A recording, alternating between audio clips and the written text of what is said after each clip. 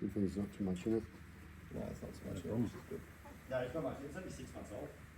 So if you find a light brown algae growing all over your aquarium like this, having plenty of sifters like strom shells and sand sifting stars and that are a really good idea.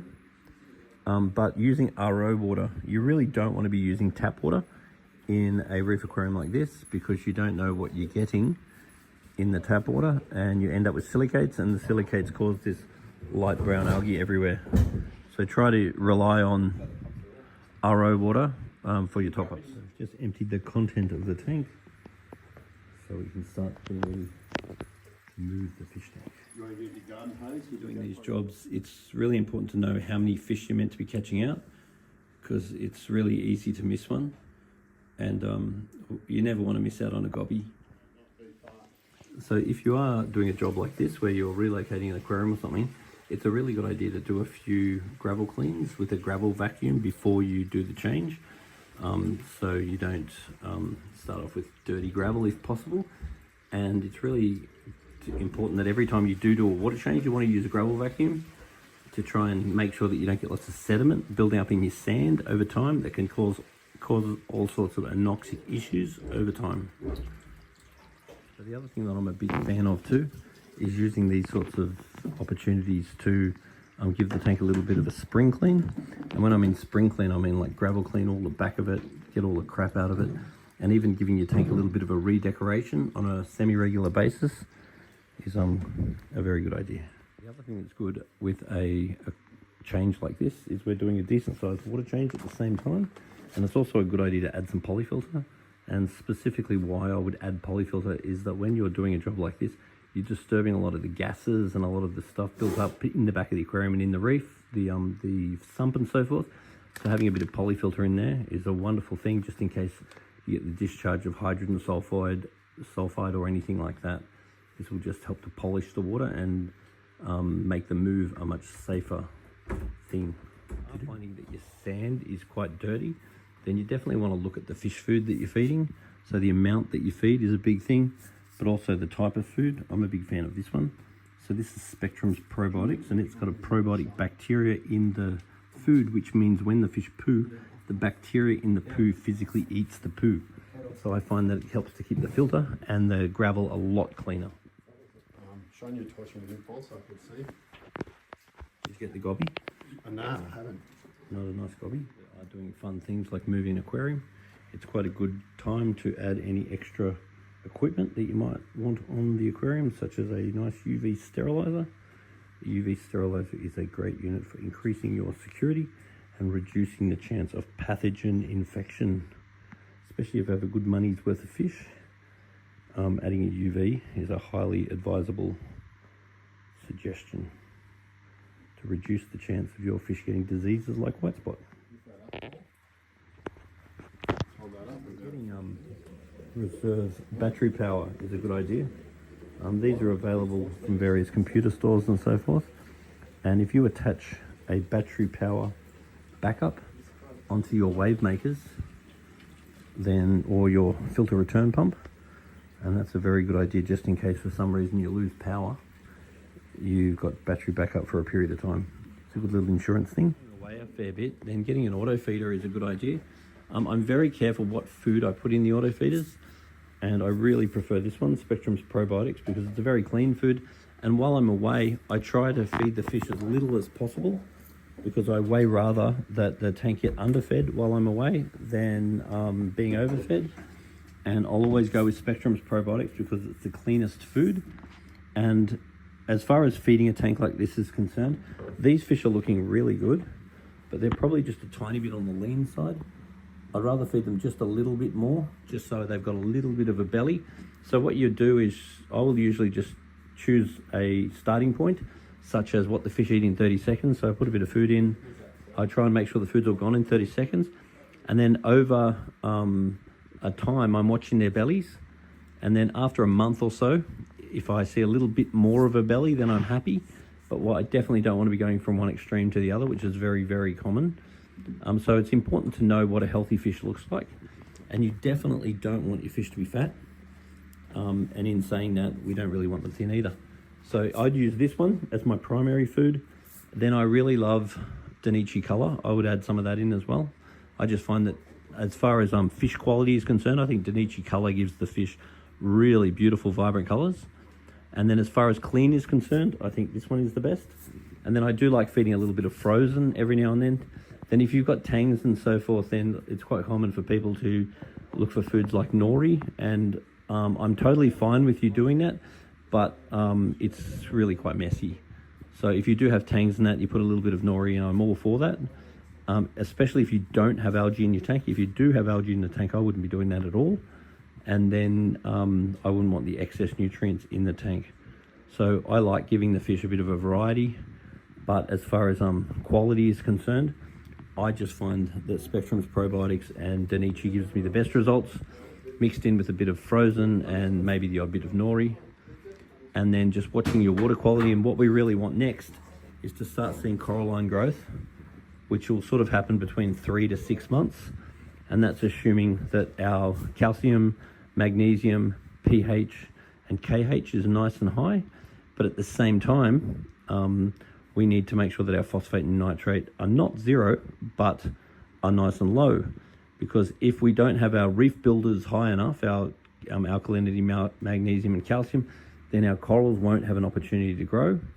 In the presence of good light, then the other thing that's going to suppress is the nitrate and phosphate. So we do not want zero, but at the same time, we don't want it to be too high or we'll get too much algae in the tank. But fish keeping is 50% water quality and 50% food quality. Like this, the other thing that I never do without is my Max Spec claw. The Max Spec claw is just a really handy thing for whenever you want to make any alterations within the aquarium. And I think it's absolutely wonderful for helping with the washing and cleaning up, and also just terrorizing the kids. Discussion is how often do we need to water change? Now, there's a couple of variables for this. Number one is I will be using my nitrate and phosphate level as an indicator. I will also be using how much sediment is in the substrate, because I'll always use a gravel cleaner. Because one of the things I hate is when your sand becomes full of sediment, and the problem with your sand becoming full of sediment is the risk of anoxic zones and hydrogen sulfide release, which is basically what we used to call old tank syndrome. So if you're just trying to make sure that whenever you're doing a water change, you're pulling the crap out through the gravel, and then when you are doing anything significant with the aquarium, getting into the back and just giving it a bit of a spring clean is a really good idea. So governing your water changes by, number one, how dirty your sand is, number two, what your nitrate and phosphate level are. And the other thing I would highly recommend is every now and then just sending off an ICP test. And you can send an ICP test off to Triton. And what ICP does is tell us all the stuff that we sort of don't know that we don't know. And it allows us to stabilize our micro and trace elements. So I would definitely look at doing that every now and then. And ultimately, how often you should be doing water changes is very much governed by the amount of fish you've got. So if you have larger fish, they tend not to be as economical with their nutrients. So larger fish produce disproportionately more waste. So therefore, you need to be doing more water changes if you have larger fish. And ultimately, the quality of your food is everything. If you feed really clean, healthy foods, you should not need to feed as much. Like foods like New Life Spectrum, for example, which is set at the absorption rate of the fish. So Pablo Talbot spent 20 years studying what he puts in a fish versus what comes out of the fish. And he found some very interesting observations. For example, he found that the ratio of nutrients, which is different vitamins to protein to carbohydrates to fats to whatever, the ratios in which the fish actually use is pretty much identical for all fish. And this was actually a revolution to science when he first started doing that, because basically what he found, a predator will be able to process huge amounts of protein trying to extract vitamins, whereas something like a herbivore will be able to process huge amounts of green stuffs with high vitamin trying to extract protein. So if you give fish food at what they absorb, then you actually don't need to feed them anywhere near as much.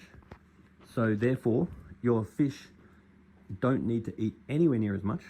They're using all the nutrients, and therefore there's way less waste.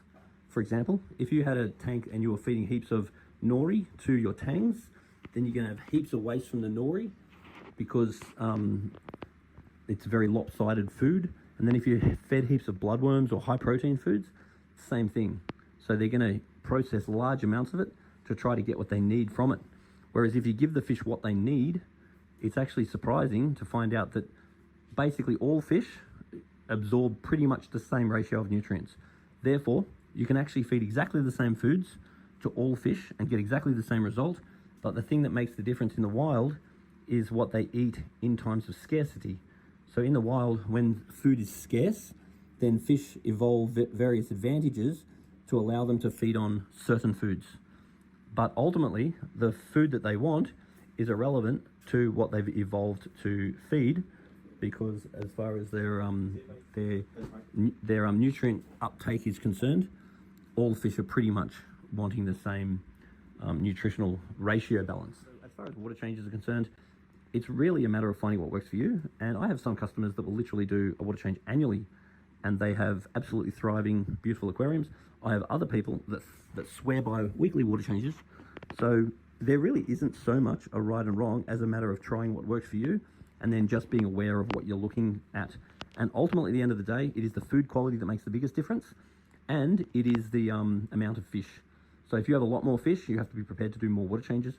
And if you have bigger fish, you need to be prepared to do more water changes. And then having plenty of scavenging animals, such as these shrimp, are a really good idea too, because you want to make sure that those nutrients are being used. We don't want nutrients just rotting or breaking down in the aquarium that are not being utilized by someone. So having a good amount of cleanup crew is a really great idea. Having everyone working together to make sure that all the nutrients are actually consumed. Yeah, so these coral banded shrimp are absolutely beautiful, but you do want to be very careful adding cleaner shrimp to the coral bandeds, because the coral bandeds will sometimes attack and kill the cleaners, and considering the cleaners are very expensive, it's probably not a great idea. So the coral bandeds are absolutely awesome and I love them, but if I did have a choice between cleaners and coral bandeds, I'd go for the cleaner any day, because the cleaner will help to clean off your pathogens and therefore reduce the chance of pathogen infection, and they're actually very effective. But you can't put them in if you have coral bandeds without risk. Now, when you are mounting a UV sterilizer, it's really important to keep it full of water. So you never want to mount a UV sterilizer like that, because if you've got a UV sterilizer running and there's no water in it, it'll actually break down the plastic a lot quicker. So you really want to make sure that it's always full. So you either want to set it up so the outlet and inlet is facing up, or you want to set it up this way, but you want to make sure that the water in and the water out are going above the top of the unit. So then when you turn your pump off, you need to make sure the loop that the UV is in is full. Inside this unit is going to be a quartz sleeve. So about once a year, it's good to clean that quartz sleeve, because you get a whole bunch of crap building up on it. And then there's a UV tube in here as well, and you really want to be replacing that tube about annually.